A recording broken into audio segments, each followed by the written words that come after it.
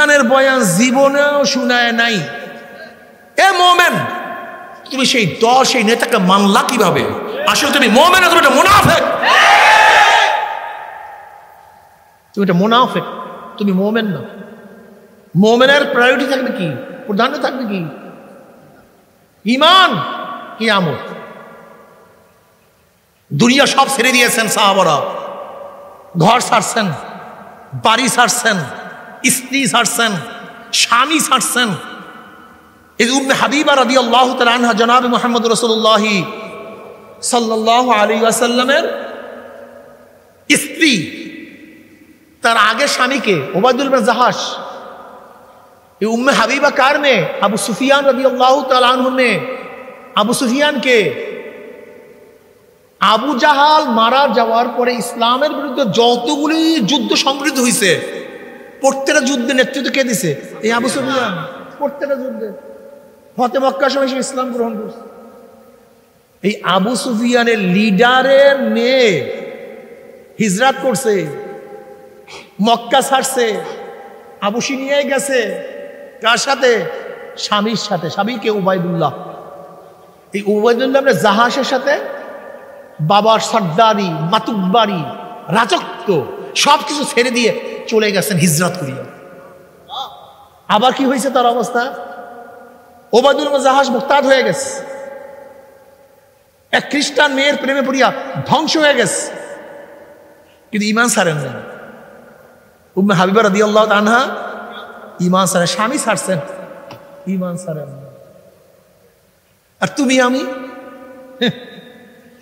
ঘরের জন্য ঈমান ছাড়ি, দলের জন্য ঈমান ছাড়ি, নেতার জন্য ঈমান ছাড়ি, স্বার্থের জন্য ঈমান ছাড়ি। আর তারা সমস্ত দুনিয়ার স্বার্থ ত্যাগ করিয়া ঈমানকে গ্রহণ করছেন, সব কিছু ত্যাগ করছেন, সব।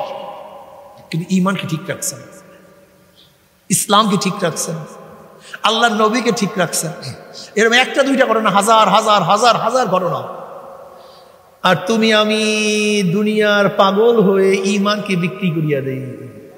বিশ্বাস নেই, বিশ্বাস। যেই দলের মধ্যে, যে লিডারের মধ্যে, যে নেতার মধ্যে কিয়ামতের বয়ান নাই, ওইটা মুসলমানদের নেতা না। যেই দলের মধ্যে, যেই নেতার মধ্যে কবরের বয়ান নাই, ওইটা মুসলমানদের কোনোদিন নেতা হতে পারে না, দল হতে পারে না। আমি কি দোয়া করি? রব্বানা আতিনা ফিদ দুনিয়া হাসানাতাও ওয়া ফিল আখিরাতি হাসানাতাও ওয়া কিনা আযাবান নার। আল্লাহ দুনিয়া তো ভালো রাখো, ওখানেও ভালো রাখো। শুধু দুনিয়া না, শুধু দুনিয়া না। একজন মুসলমান, একজন মুমিন দুনিয়া নিয়ে, শুধু দুনিয়া নিয়ে, কি বলছি ভাই, দুনিয়া নিয়ে চিন্তা করে, কিন্তু আখিরাতকে ছাড়িয়া না। আখিরাতকে সাথে নিয়ে তারপরে দুনিয়ার চিন্তা করো। ব্যবসা করতে কোনো আপত্তি নাই, কিন্তু খবরদার আখিরাত ছাড়িয়া না। বিবাহ করতে আপত্তি নাই, কিন্তু খবরদার আখিরাত ছাড়িয়া না। তোমার লিডার হইতে কোনো আপত্তি নাই, কিন্তু সবাই কথা বলে। পোশাক পরতে আপত্তি নেই, কিন্তু দিনকে ছাড়িয়া না। তোমার খাইতে কোনো আপত্তি নাই, কিন্তু দিনকে অমান্য করিয়া না। তোমার চলতে কোনো আপত্তি নেই, কিন্তু খবরদার দিনকে বিসর্জন দিয়া না। তোমার বিল্ডিং বানাতে কোনো অসুবিধা নাই, কিন্তু খবরদার দিনকে বিদায় দিয়া না। আজকে আমরা দিনকে বিসর্জন দিয়া দেই। মানুষগুলোর চেহারা দেখলে, কাজ দেখলে মনে হয় কোনোদিন মরবেই না, এর কাছে আজরাইল আসবেই না, আল্লাহকে দেখবেই না। এ আমার যুবক বাবারা, আমার মুরব্বী বাবারা, আমার পর্দার মা বোনেরা, আসলে চরমোনাই কোনো দল না, চরমোনাই একটা দাওয়াতি কাফেলা। এদের কাজটা কি? এদের কাকু আনফুসাকুম ওয়া আহলিকুম নার, বাস। চরমোনাইয়ের কাফেলার কাজ হলো নিজে বাঁচো আর একজনকে বাঁচাও, নিজে জাহান্নামের আগুন থেকে বাঁচাও, ধাওয়াইকেও জাহান্নামের আগুন থেকে বাঁচাও, নিজেও জাহান্নামের আগুন থেকে বাঁচো, তোমার স্ত্রীকেও জাহান্নামের আগুন থেকে বাঁচাও, নিজেও জাহান্নামের আগুন থেকে বাঁচাও, ছেলেকেও বাঁচাও, মেয়েকেও বাঁচাও, বাবাকেও বাঁচাও, মাওকে বাঁচাও, আত্মীয় স্বজনকে বাঁচাইতে থাকো, পাড়া প্রতিবেশী সবাইকে দাওয়াত দিতে থাকো। চরমনাইওয়ালারা কখনো এই কথা বলে না যে চরমনাইয়ের মুরিদ হওয়া ছাড়া কোনো উপায় নাই, বরং আমাদের শায়খ মুর্শিদ নওয়ারাল্লাহু মারকামে বলতেন চরমনাই আসার পরে এক সবক, দুই সবক, তৃতীয় সবক নেওয়ার পরেও যদি গুনার কাজ ছাড়তে না পারো, নেকের আমল না করতে পারো, তাহলে চরমনাই আসিয়া তোমার কোনো লাভ নাই। তোমার জন্য ওয়াজিব হয়ে যাবে আর একজন হক্কানি আল্লাহ ওয়ালার সোহবতে গিয়া গুনার কাজ ছাড়িয়া নেকের আমল করিয়া মাওলার কবরে যাইও। কবরে গিয়া চরমনাইয়ের পরিচয়ের কোনো লাভ হবে না, চরমনাই গিয়া কার পরিচয়ের কোনো লাভ নাই। বাবারে নিজের পাতেও সংগ্রহ না করিয়া মাওলার কবরে যাইও না। বাবারে দিন পালন করা যদি এতই সহজ হইতো তাহলে এত নবীগণ দুনিয়াতে কেন আসছেন? দিন পালন করা যদি এতই সহজ হইতো তা নবী আলাইহিস সালাতু ওয়াস সালাম তোমার আমার চিন্তায় কেন বুড়া হয়ে গেছেন? সাহাবারা প্রশ্ন করছে, কশিবতে ইয়া রাসূলুল্লাহ, ইয়া নবী আল্লাহ, ইয়া রাসূল, আপনি অল্প বয়সে কেন বুড়া হয়ে গেলেন? নবী আলাইহিস সালাতু ওয়াস সালাম ফরমান, শাইবাতি সূরাতুল ওয়াকিয়া ওয়া আখওয়াতুহা, বলে আমাকে সূরা ওয়াকিয়া এবং এই ধরনের সূরাগুলো আমাকে বুড়া করিয়া ফেলাইছে। সূরা ওয়াকিয়ার মধ্যে এবং আম্মা ইয়ানসারুনার মধ্যে, এই ধরনের সূরার মধ্যে আমার মাওলা পাক রব্বুল আলামিন যেইভাবে কিয়ামতের বয়ান করছে, এই কিয়ামতের বয়ান আমাকে বুড়া করিয়া ফেলাইছে। নবী নিজের চিন্তায় বুড়া হয় না, এই উম্মতের চিন্তায় চিন্তায় বুড়া হয়ে গেছে। আমার নবী তো জান্নাতে না ঢুকলে কেউ জান্নাতে ঢুকতেই পারবে না। কিয়ামতের ময়দানে যখন কোন নবীরা সুপারিশ করতে সাহস পাবে না, তখন আমার নবী সুপারিশ করবে। আমার নবীর সুসংবাদে আমার মাওলা পাক ঘোষণা দেন, কুফির লাহু মা তাকাদ্দামা মিন যানবিহি ওয়া মা তাআখার। আমার নবী সব কিছু মাপ, আমার নবী সব কিছু মাপ। আমার নবী নিজের চিন্তায় বুড়া হয় না,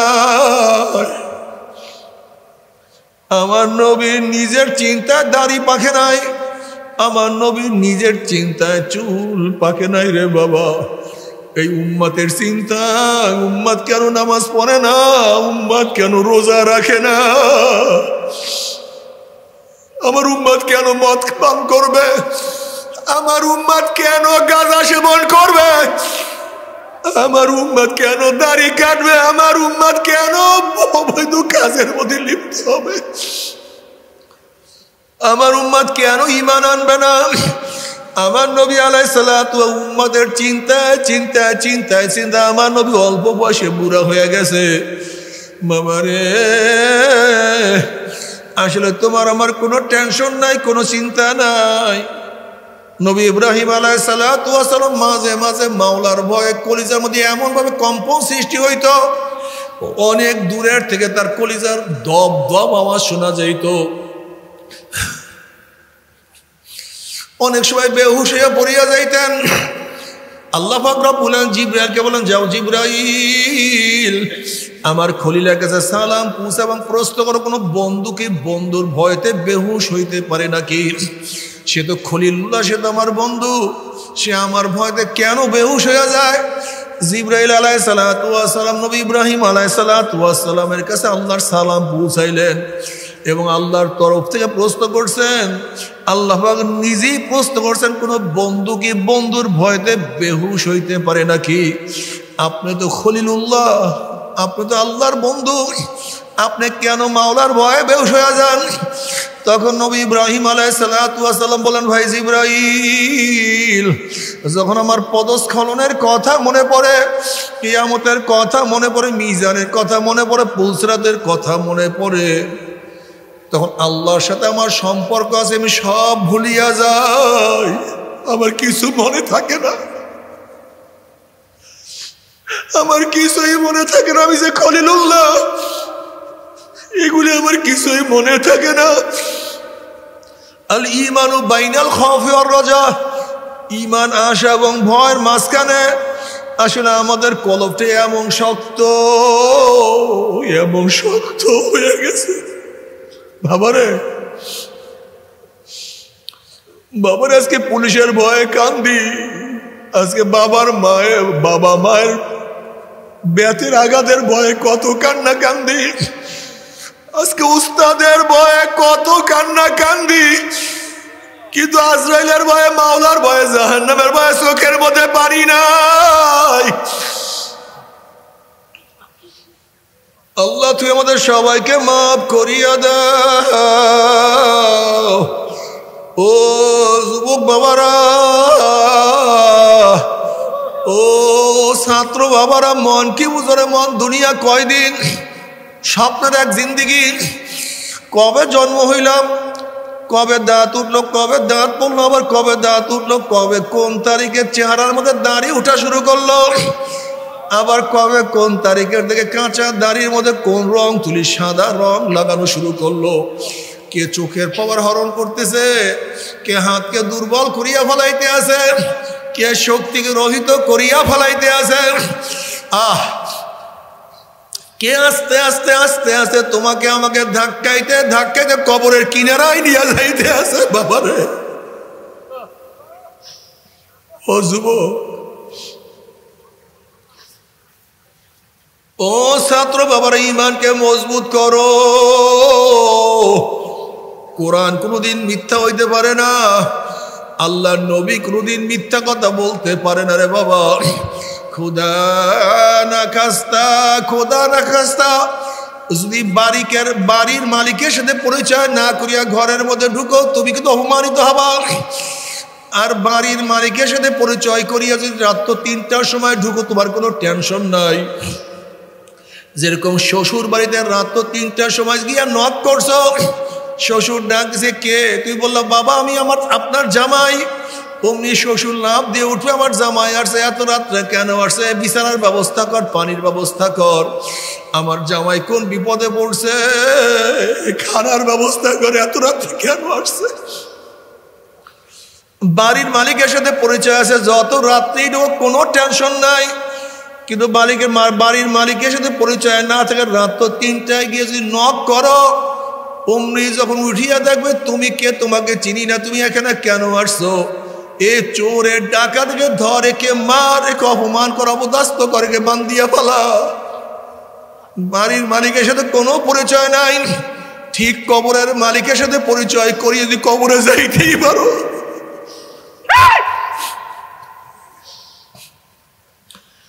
কবরের মালিকের সাথে পরিচয় করে যদি কবরে যাইতেই পারো, আল্লাহ পাক ডাক দিয়ে ফেরেশতারা, খবরদার, আমার বন্ধু আসছে, আমার বন্ধু আসছে, আমার ওলি আসছে, আফরুশুল ফরাশা মিনাল জান্নাহ ওয়া আলবিসু মিনাল জান্নাহ, আমার বন্ধুর গায়ের মধ্যে জান্নাতের পোশাক লাগাইয়া দে, জান্নাতের বিছানা বিছাইয়া দে, জান্নাতের নাজ নেয়ামতের গোটা কবরটাকে ভরিয়া দে। যখনই প্রশ্নের মান রব্বুকা ওমা দীনুকা আমার নাবিউকা, যখনই জবাব ঠিক হয়ে যাবে, আমার মাওলা বাবা সাদাকা আব্দি, আমার বন্ধু সত্য কথা বলছে, জান্নাতের নাজ নেয়ামতের ভরিয়া দেয়, জান্নাতের সূরাত করিয়া দে। কিয়ামত কখন হইয়া যাবে, আল্লাহ পাকের মুমিন বান্দা মানে কোনো কিছুই টের করতে পারবে না, এত মজার মধ্যে থাকবে। যেহেতু বাড়ির মালিকের সাথে তোমার খুব সুন্দর পরিচয় ছিল, আর বাড়ির মালিকের সাথে পরিচয় না করিয়া কবরে যাও, যখন বলবে মান রব্বুকা ওয়ামা দীনুকা ওয়ামান নাবিয়ুকা, বলবে লাদ্রি লাদ্রি লাদ্রি, আমি জানি না।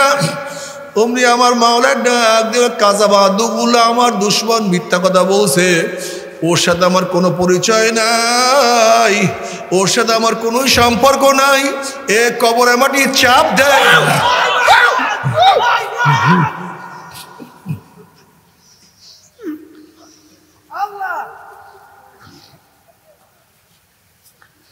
ঘরের মালিকের সাথে পরিচয় নাই।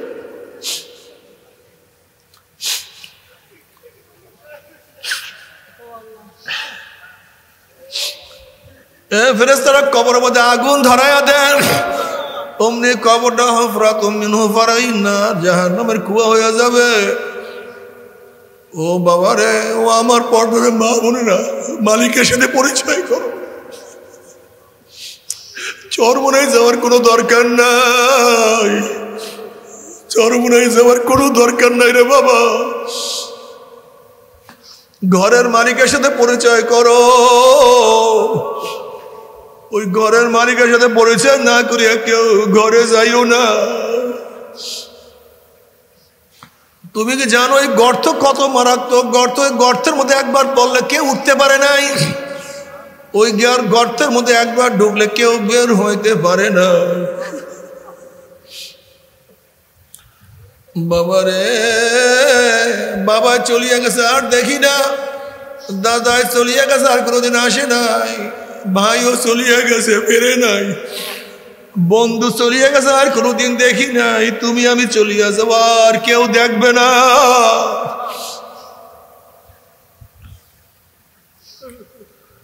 ও জ্ঞানীরা কেন খেয়াল করো না? আমার মাওলা বারবার ডাক দিয়ে বলে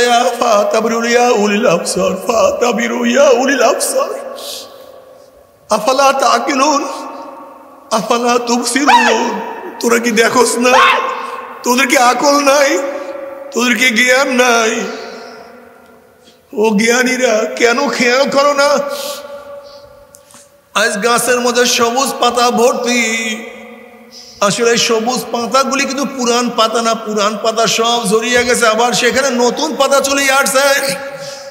নতুন পাতার ভিড়ে পুরান পাতার কোনো খবর নাই, আবার এই নতুন পাতাগুলি ঝরিয়ে যাবে, সেখানে আবার আর এক পাতা আসবে। ঠিক আজকে এখানে যারা আছি সব নতুন মানুষ, 100 বছরের আগের মানুষ সব চলিয়া গেছে, আবার নতুন মানুষের দ্বারা মাঠ পূর্ণ হয়ে গেছি। আবার 100 বছর পরে যখন আমরা পুরান হইয়া যাব, নতুন মানুষ মাঠ ভরিয়া ফেলাইবে। তোমার আমার কথা কেউ মনেও রাখবে না।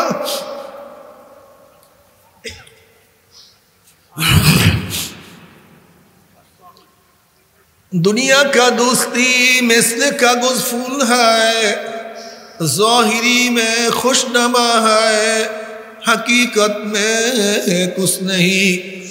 দুনিয়ার ভালোবাসা, দুনিয়ার দোস্তি কাগজের ফুলের মতো, মনে হয় কত আকর্ষণীয়, আসলে অরিজিনাল ফুল না, ওটা কাগজ। ঠিক দুনিয়ার মহব্বত ভালোবাসা সব কাগজের ফুলের মতো, অরিজিনাল কিছু না, কিছু না। আমার মাওলাকে মহব্বত না করিয়া কেউ মাওলার কবরে যাইও না। ও আমার যুবক বাবারা, তুমি কি দেখো না তোমার সে কত যুবক আমার মাওলার পাগল, তুমি কেন পারবা না?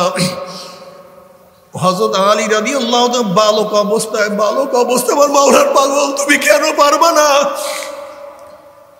হযরত মুআজ রাদিয়াল্লাহু আনহুমা অল্প বয়সে আমার মাওলার পাগল, তুমি কেন পারবা না? আব্দুল ইবনে আব্বাস অল্প বয়সে আমার মাওলার পাগল, তুমি কেন পাগল হইতে পারবা না?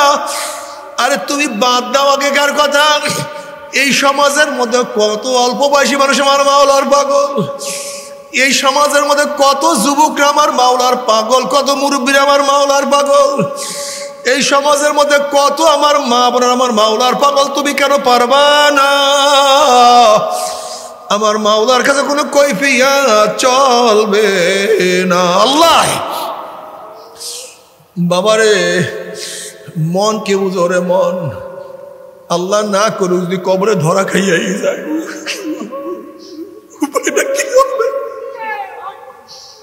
আরে মন কে বুঝরে মন। দুনিয়ার পরীক্ষা একবার ফেল করলে বারবার পরীক্ষা দিয়ে পাশ করার আশা করা যায়। আজকে দুনিয়ার ব্যবসায় একবার লস খেলে বারবার ব্যবসা করিয়া লাভ করার আশা করা যায়। আজকে দুনিয়ার মামলায় ম্যাজিস্ট্রেট কোর্টে হারলে জজ করে আপিল করিয়া, জজ করে হারলে হাইকোর্টে, হাইকোর্টে হারলে সুপ্রিম কোর্টে আপিল করিয়া যে তার আশা করা যায়। কিন্তু খুদা না খাস্তা মওয়াতের মামলায়, কবরের মামলায়, মিজানের মামলায়, পুসরাতের মামলায়, কিয়ামতের মামলা যে একবার সিরিপ কাটিয়া যায়,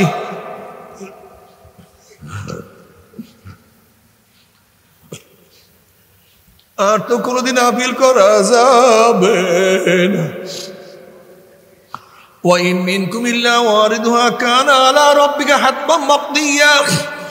সুম্মা নুনাজ্জিল্লাযীনা ইত্তাকাউ ওয়া নাযারু যালিমিনা ফীহা জিসিয়্যা। ৩০,০০০ বছরের পুলসিরাত, চুলের চেয়েও চেকন, তলোয়ারের চেয়েও ধার, নিচে জাহান্নামের আগুন। আমাবস্যার চেয়ে অন্ধকার, ধরুনি নাই, সাথী নাই।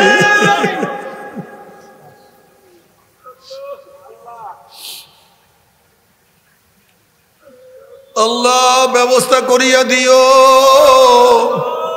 বুখারী শরীফের মধ্যে রওয়ায়াত আছে, একদল উম্মতের ঈমান আমল এত মজবুত হবে, ওই ৩০,০০০ বছরের পুলসিরাত ১ সেকেন্ডের মধ্যে পাড়ি দিয়ে আমার মাওলার জান্নাতে চলিয়া যাবে। যাদের ঈমান আমল একটু দুর্বল হবে, বাতাসের গতিতে পুলসিরাত পাড়ি দিয়ে মাওলার জান্নাতে চলিয়া যাবে। যাদের ঈমান আমল একটু দুর্বল হবে, জোরে ঘোড়ার দৌড়ের মতো পুলসিরাত পাড়ি দিয়ে মাওলার জান্নাতে চলিয়া যাবে। কেউ ঘোড়ার গতিতে, কেউ দৌড়াইয়া, কেউ হাঁটিয়া হাঁটিয়া। হাদিসের মধ্যে আসছে এমনও কিছু মানুষ হবে, একবার পড়তে যাবে, আবার উঠবে, আবার ঘুরলাইয়া পড়বে, আবার উঠবে। এরকম করতে করতে কোন রকমের গিয়া পুলসিরাত পাড়ি দিয়ে চলিয়া যাবে। আল্লাহ যে কোনো একজনের মধ্যে কবুল করিও।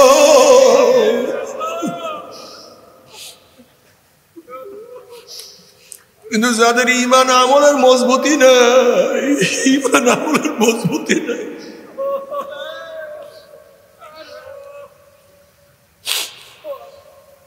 দেখবে কোটি কোটি কোটি কোটি আল্লাহর পুলসিরাত পাড়ি দিয়ে চলিয়া যাইতে আছে। কত বাবা দেখবে ছেলে চলিয়া গেছে, বাবা আটকা পড়ছে। আবার কত ছেলে দেখবে বাবা চলিয়া গেছে, ছেলে আটকা পড়ছে। কত ভাই দেখবে ভাই চলিয়া গেছে, ছেলে ভাই ধরা খাইছে। কত স্ত্রী দেখবে স্বামী গেছে, কিন্তু স্ত্রী আটকা পড়ছে। আবার কেউ দেখবে স্ত্রী চলিয়া গেছে, স্বামী ধরা খেয়ে গেছে। মোমেনদের পুলসিরাত পাড়ি দেখিয়া নাফরমানদের মনের মধ্যে আসবে আমরা পুলসিরাত পাড়ি দিতে পারবো। যখন ঈমানবিহীন, আমলবিহীন হামাগুড়ি হাঁপুর দিয়ে আস্তে আস্তে আস্তে আস্তে পুলসিরাত উঠবে, অমনি কাটিয়া কাটিয়া পিছলাইয়া পিছলাইয়া গুম গুম করে জাহান্নামে পড়িয়া যাবে। জাহান্নামে পড়ার পরে ৭০ বছর পর্যন্ত জাহান্নামে যাইতেই থাকবে, যাইতেই থাকবে, যাইতেই থাকবে। আল্লাহ আমাদের সবাইকে মাফ করিয়া দাও, আল্লাহ আমাদের সবাইকে ক্ষমা করিয়া দাও। কবরের দাওয়াত দাও, দাওয়াত দাও, দাওয়াত দাও। সময়কে বন্টন করো। আমি এই সময় দুনিয়ার কাজ করবো, ব্যবসা করবো, বাণিজ্য করবো, এই সময় আমি তরিকার কাজ করবো, মানুষকে দাওয়াত দেব। মানুষের হাতে ধরো, পায়ে ধরো, হাতে ধরো, পায়ে ধরো, হাতে ধরো, পায়ে ধরো।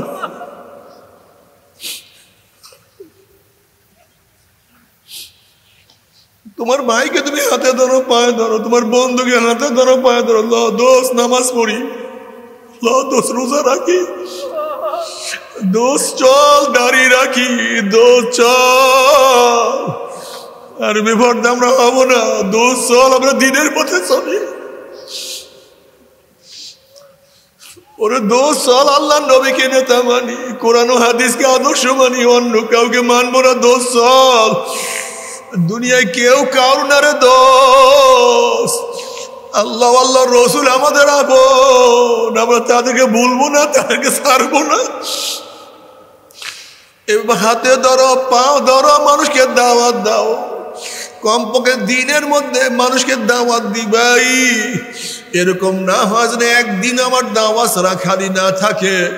যে কোনো একটা মানুষকে দাওয়াত দাও, ঘরের মধ্যে দাওয়াত দাও, পরিবারে দাওয়াত দাও। ওরে বেয়াকুব, তুমি বাবা হইয়া নামাজ পড়, তোমার ছেলে ঘুমাইয়া রয়েছে, তোমার কিসের নামাজ?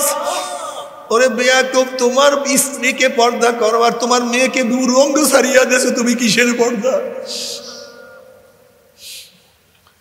ঘরের মধ্যে দাওয়াত দাও, সবাইকে দাওয়াত দাও। একটা টাইম ফিক্সড করিয়া বলো যে দিনের মধ্যে আমি এত ঘন্টা দাওয়াত দেব।